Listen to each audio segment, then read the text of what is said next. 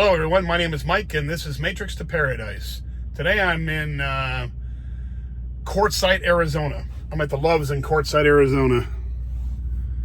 There's the Loves, there's the garage. Desert and mountains out there, Interstate 10 is out there. Anyhow, I'm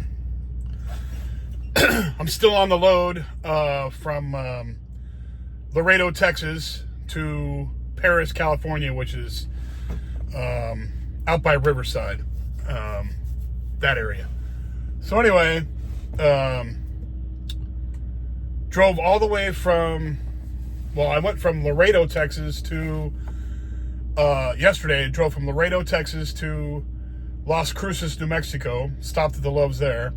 And then today I drove from Las Cruces, New Mexico to Quartzsite here in Arizona. And then tomorrow I'm going to head over the border and go into California. As far as it's going now, I've got some pretty good loads coming up. I got a 700 and some mile load going up to Utah after this. And then I'm going to take a 34-hour reset because all my recap hours are starting to get low. So I won't be able to do any loads that are long distance. And pretty much all the loads out here in the West are long distance. Even from LA to Phoenix is 400 miles. So it's long distances, you need the time. So I'm going to do a 34-hour reset in Utah. And then I've got a load from Utah already put into the computer to Mesa, Arizona. And then who knows from there. So I'm rolling along out here. I'm loving this new Western. I should have done this a long time ago because they've got me rolling now. Instead of these little 250 mile loads from Indiana to Ohio, and then from Ohio to Pennsylvania, and then from Pennsylvania back to Ohio. Those loads are annoying. So thankfully I've switched over, even though it's less money, less cents per mile than I was making for OTR. I'm getting more miles, so it's going to end up being more money in my bank account. So it's working out great. What else? So anyway, Creed has got this safety point system thing going on, and it's kind of weird because, okay, so I got pulled over in California last year in September. I was driving Interstate 80 going east towards Reno. I just made the exit I went from Interstate 5 onto 80, and I was driving down 80 past Sacramento. Starting just almost before I was starting to go uphill. And it was a 3-lane section of road there, and I'm driving in the middle lane. No big deal, I thought. Well, apparently it is a big deal there in California, because I didn't see the sign that said, all trucks in the right-hand lane. So I got pulled over. Now, the guy didn't, the cop didn't give me a ticket. He just gave me a verbal warning. Said, hey, you're not supposed to be in the middle lane. I told him, I said, I honestly didn't see the sign. I didn't know. I said, from now on, I'll drive in the right lane anywhere I'm going in California. I don't care. It's just not worth it.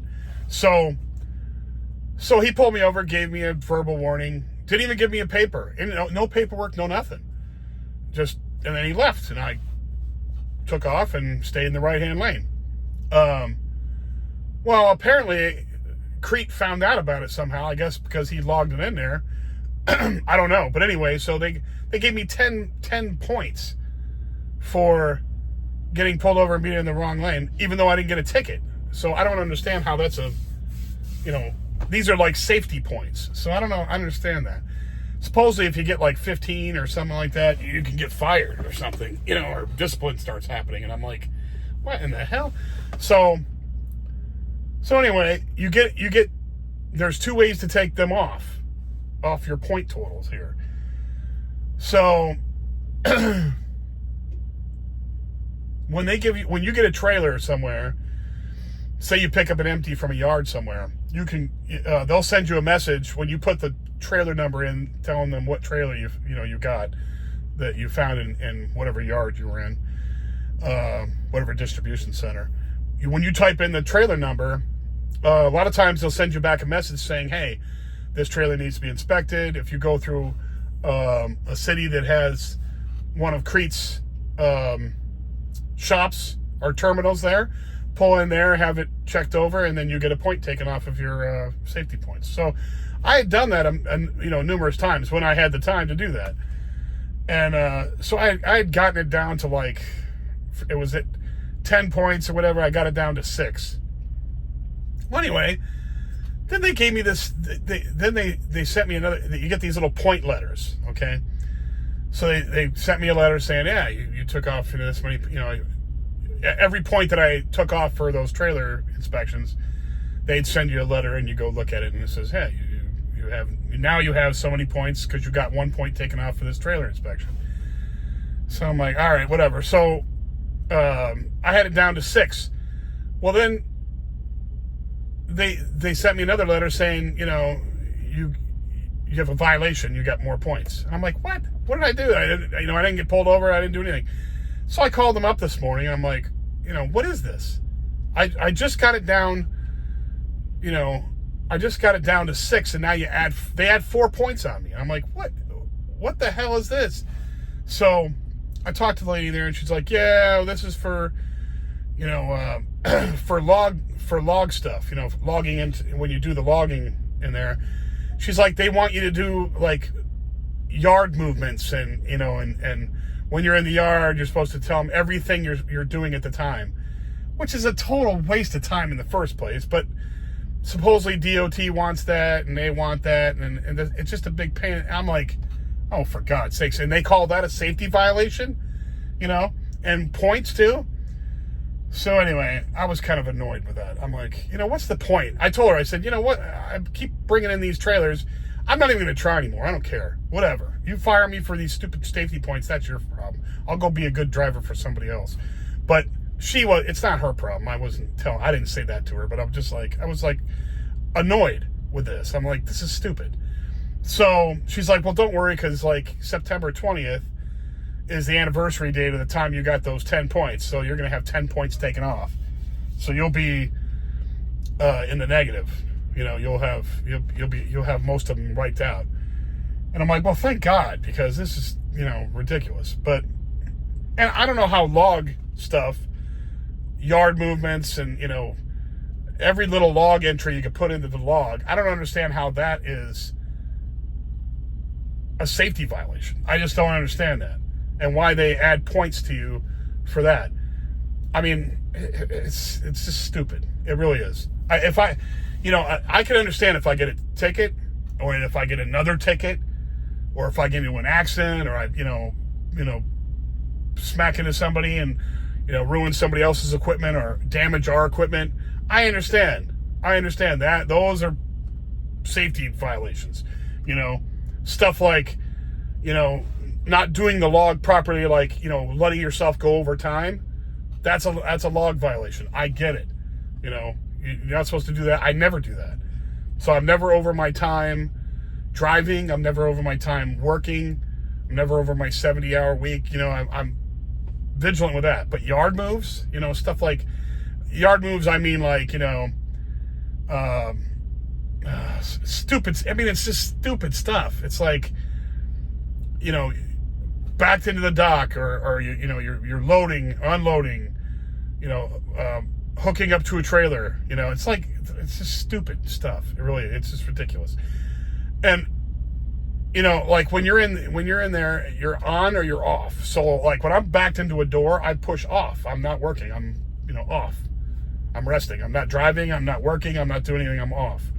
Now your day clock still goes. Your 14-hour clock still goes, but that's it. Drive clock doesn't go, and your 70-hour clock stops too. So they know that I'm on duty, but I'm not actually driving. So what else do they need to know? I'm on duty, but I'm not driving. Why are they, why do you have to have a, exact, I don't understand this. Exact description of every damn thing you're doing. I don't get it, but whatever. So it's just, all of it's just annoying to me. But anyway, luckily next month I'll have most of them all wiped out, so it won't be a big deal. But it's just one of those things. It just seems like they throw more, not just Crete, but everybody. Just everybody wants to throw more headache on you, for no reason.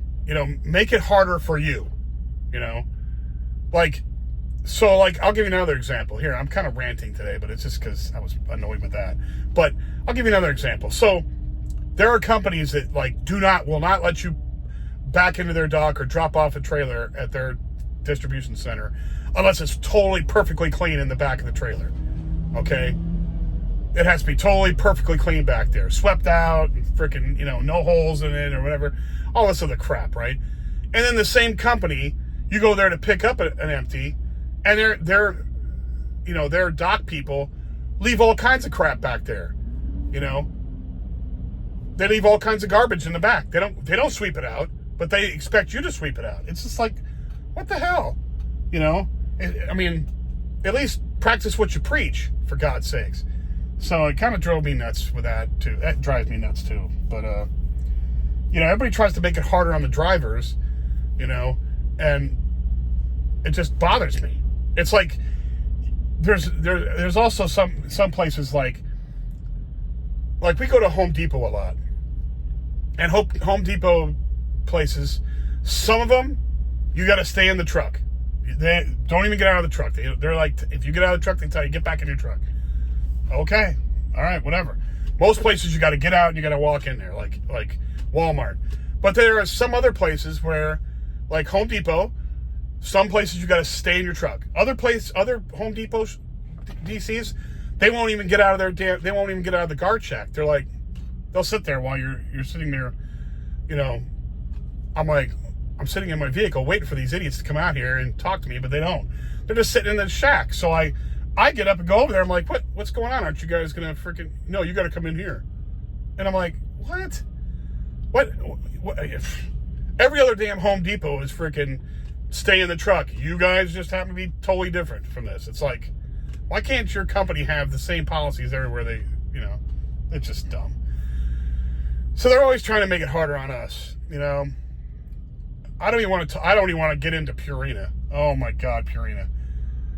This guy's better not back into me. Dude.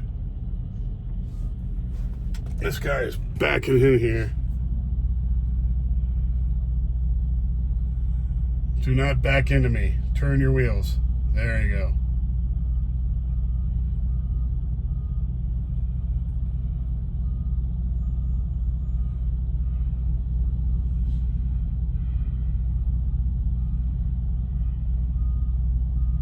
All right, good. Don't be backing into me. Don't do it too tight. All right, so anyway.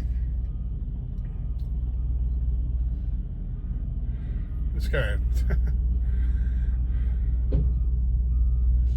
Jesus, dude. This guy must be a newbie because he's taking way too long to freaking back in here.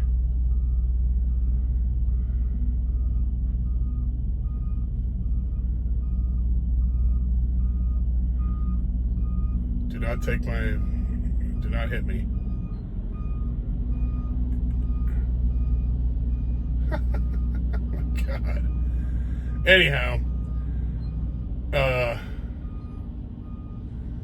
Sony Purina, that's another one.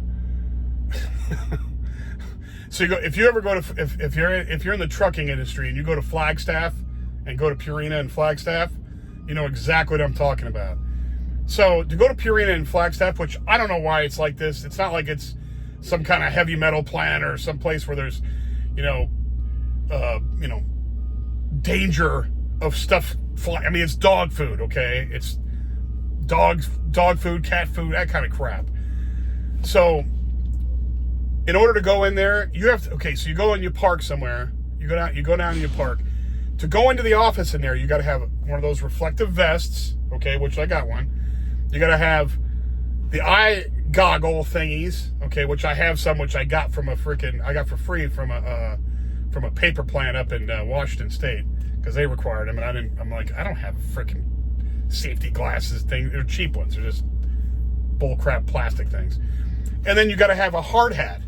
And I'm like, hard hat? What is this, a construction zone? Now, I didn't have a hard hat. So they goes, oh, you can buy one right in here. I'm like, what the So my company won't buy them, okay? So I had to spend $13 for a freaking plastic hard hat, which is a garbage one. It's just crap one. But I had to pay $13 for that freaking thing just to go into Purina. Pisses me off. Stupid crap like that. And Purina, what for what? I'm just walking into the the shipping office. I'm not going into the plant. There's nobody outside with freaking, a boom with freaking, carrying, bags of dog food over your head or something. There's nothing going on at all. You're just walking from your truck right into a building. Then you walk back out of the building into your truck. And you got to have all this crap on. It's like, come on. And then other places you can't have shorts on. I wear shorts all the time, even in the wintertime. So thank God I have some sweatpants in the back. I can just throw on those sweatpants. But sometimes you got to have those on too. And I'm just like, what is the point of this? I can understand if you're in like some industrial plant or something like that, but just, you got to laugh at sometimes. I'll be laughing about this later. Like a year from now when I'm flying on the plane over to Cambodia, I'm going to be laughing about stuff like this. Thank God I'm going to be done, But it just, your regular annoyances with just like any other job. You get, every job has their annoyances and their pain in the necks, It's just what it is. I just am able to vent it out on video here. So it cracks me up. But anyway, that's all I got to vent about today. Tomorrow I get this load in there. Hopefully tomorrow I get that next load, which is pretty close to the load I'm dropping off, and the next load I'm picking up to go to Utah is very close. Like right there next to each other, damn near. So I'll be able to pick that up there and bust a move towards Utah from there, Interstate 15. And I don't know if I'm going to make it out of California tomorrow or not, because I don't know if I only have 10 hours tomorrow. So it'll probably take me, 4 hours to get into Paris from here because of the traffic and the Banning the Banning way station, because it's always full. I'll probably get sucked into that crap. And then, maybe not, because tomorrow's Saturday. Maybe they might not have it open. Who knows? They probably will, though. So it'll probably take me 4 hours to get in there, and then take me another hour and some to drop the trailer, grab the trailer for let me see if that's a live load or not. Nope, that's not the one. Let's see.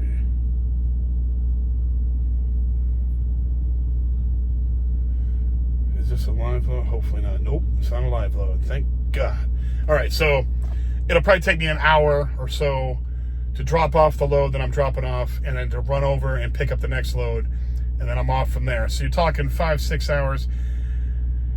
4 hours, I probably won't make it. I'll probably stop, and I don't have to deliver this next load until the 19th. So tomorrow will be the 17th, and then I'll drive all day on the 18th, which I'll stop in Utah somewhere, and then the 19th I'll deliver. I can deliver all day because it's going to a Walmart distribution center, so it's good. So I'll probably end up staying in Barstow or someplace tomorrow. Anyway, thanks for watching. If you like these videos, if you like listening to me blabber on about this stuff, hit the like button and subscribe if you could, because it all helps me out for the algorithm of YouTube. Helps it spread to other people to be able to see it, and share with anybody who you might think are interested in this kind of content. Anyway, thank you very much for watching, and I will talk to you again soon. Thank you, and bye.